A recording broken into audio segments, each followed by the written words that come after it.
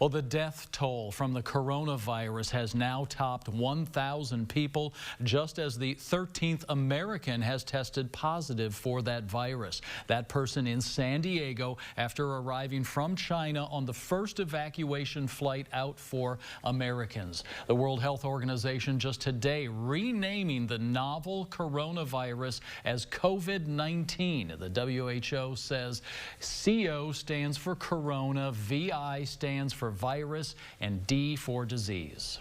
Having a name matters to prevent the use of other names that can be inaccurate or stigmatizing.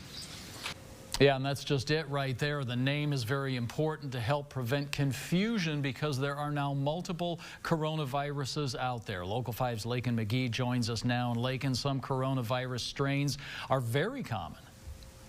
Jack, that's right. So think of the coronavirus as if it were an umbrella, just like this right here. Ultimately, there are 7 different coronaviruses that can affect people. Some are more common. That's where the common cold is actually going to live. And then you have a little bit more deadlier, scarier types. And so one of those right there, that's going to be MERS. We first saw that in Saudi Arabia in 2012. And now let's go down here to SARS. That was in China in 2002. That caused a worldwide outbreak with over 8,000 cases and 774 deaths. So now we are seeing COVID-19. That's going to be again in China. So what people aren't realizing is that there is a strand of the coronavirus already here in the United States, and more than likely, you've already had it.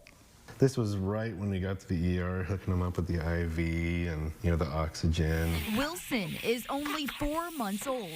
He just wasn't breathing right. He was breathing really hard, very raspy. His dad, Justin, says he spent the weekend in the hospital. As soon as you heard the word coronavirus, were you freaking out? Oh, yeah, my heart sank. Wilson diagnosed with Down syndrome and now a strand of the coronavirus. My mom was ready to jump in her car and race right up when she heard me say coronavirus. I'm like, no, just take a little bit of time.